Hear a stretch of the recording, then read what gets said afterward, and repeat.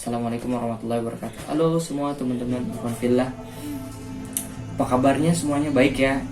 Alhamdulillah, insyaallah kita selalu dalam keadaan sehat walafiat kepada Allah, dan selalu dalam lindungan Allah. Oke. Apalagi di musim kayak gini nih, di musim lagi banyak wabah pandemi COVID-19. Kita selalu dalam lindungan Allah. Dan COVID-19 ini segera pergi cepat. Oke teman-teman semua, kita marhaban ya Ramadan.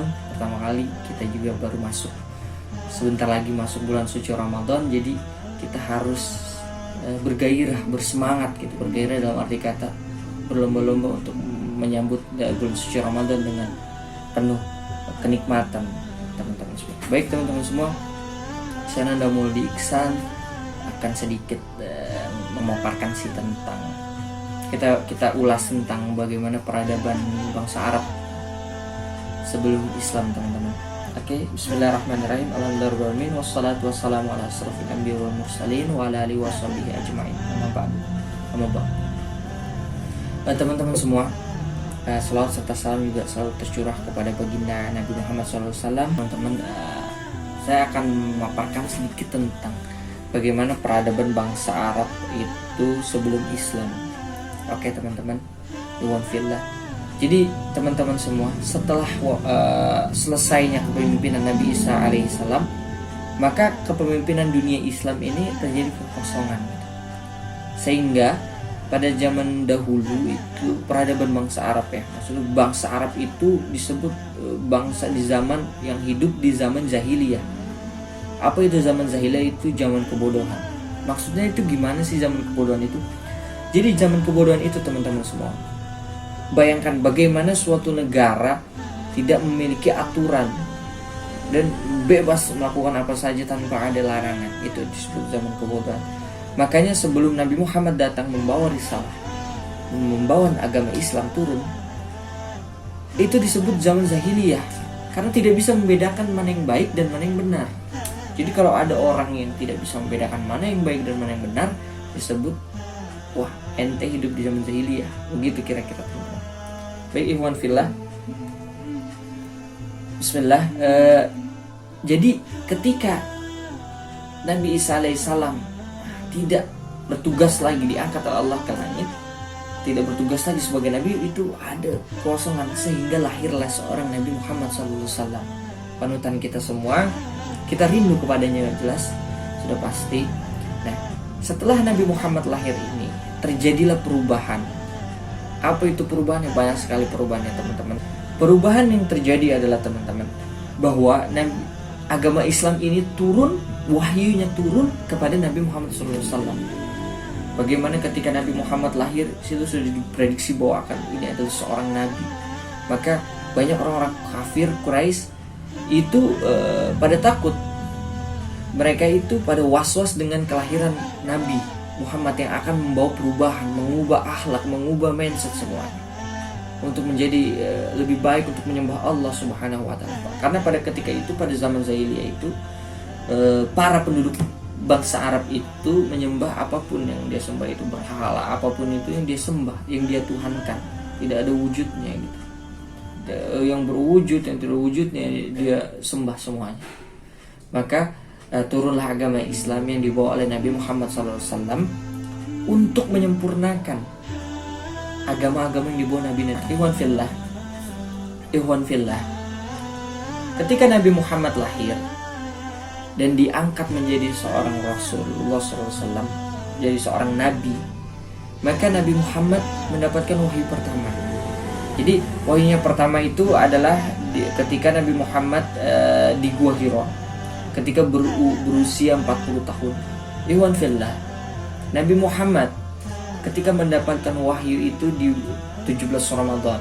Jadi pada bulan suci Ramadan, makanya bulan Ramadan itu disebut adalah nuzulul Quran, turunnya Al-Quran. Karena pada tanggal itu Nabi Muhammad mendapat wahyu pertama ketika Nabi Muhammad sedang bertapa di Gua Hira. Bertapa di Gua Hira untuk bagaimana ya Allah ini umat-umat ini. Kejahiliahan, maksiat di mana-mana, minum keras, judi segala macam, riba dihalalkan. Bagaimana ini? Maka Nabi Muhammad mendapat wahyu pertama itu, ikhwan fillah, ketika umur 40 tahun setelah menikah dengan Sayyidah Khadijah, istri Nabi pertama. Ya.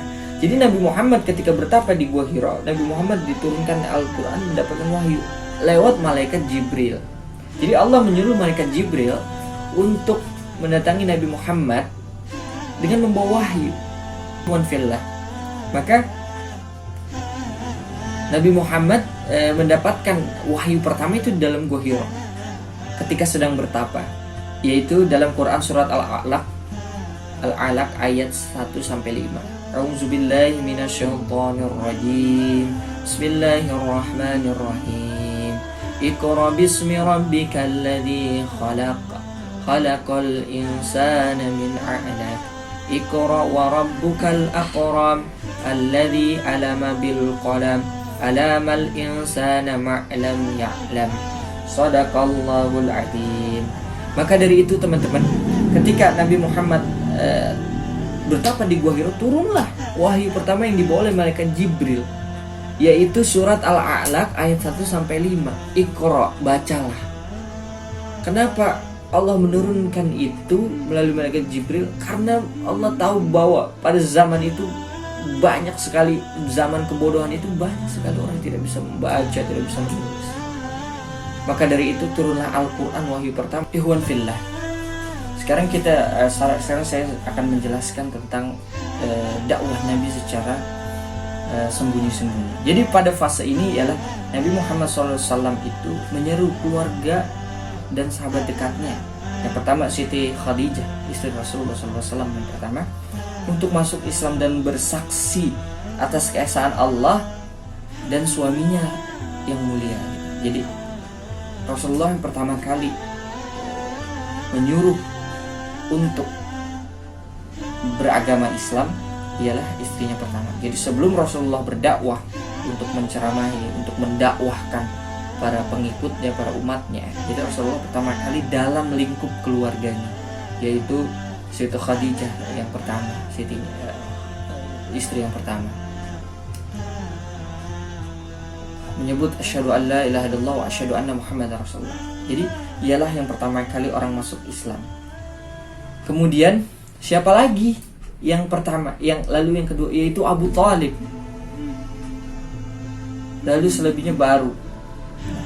Kenapa Nabi Muhammad ini, ya ikhwan fillah, berdakwah secara diam-diam? Bahwa Rasulullah sudah mengatur strategi bagaimana ketika Rasulullah SAW memberikan dakwah untuk menyebarkan agama Islam itu tidak secara langsung, secara instan, karena banyak pro dan kontra, banyak penolakan yang dirasakan oleh Rasulullah, sehingga strategi yang dimunculkan oleh Rasulullah tidak harus secara terang-terangan, secara langsung, tapi dengan secara bersembunyi-sembunyi. Orang terdekat terlebih dahulu, baru ketika itu baru orang-orang di luar sana yang mengikuti Rasulullah yang masih tidak memeluk agama Islam. Lalu yang kedua adalah fase terang-terangan, yaitu maksudnya apa teman-teman? Jadi Rasulullah SAW itu mengajak para umatnya secara terang-terangan untuk menyembah Allah dengan mengesahkan Allah. Bagaimana itu? Rasulullah SAW secara terang-terangan mengajak, bahkan terjadinya pertumpahan darah, terjadinya ketidaksukaan orang-orang kafir untuk mengakui Nabi Muhammad sebagai Nabi, membawa ajaran Islam. Maka Rasulullah harus menerima segala resikonya. Jadi ada dua fase, ketika ada fase sembunyi-sembunyi dan terang-terangan. Ya ikhwan fillah, itu adalah salah satu perjuangan Rasulullah SAW yang sebagaimana yang kita tidak bisa ikuti, tapi paling tidak kita bisa menyebarkan syiar agama Allah dan sunnah Rasulullah. Kewajiban kita sebagai pengikut Rasulullah, seberapa banyak ilmu kita, seberapa sedikit ilmu kita, apapun yang kita miliki selama itu bermanfaat. Khairun nas anfa'uhum linnas. Sebaik-baiknya manusia adalah yang bermanfaat untuk orang banyak.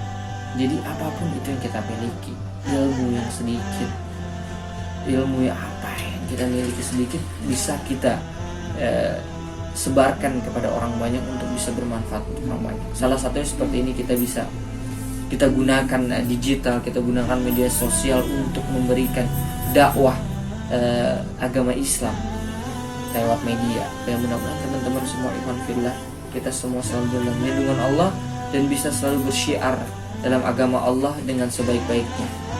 Kurang lebihnya mohon maaf. Assalamualaikum warahmatullahi wabarakatuh.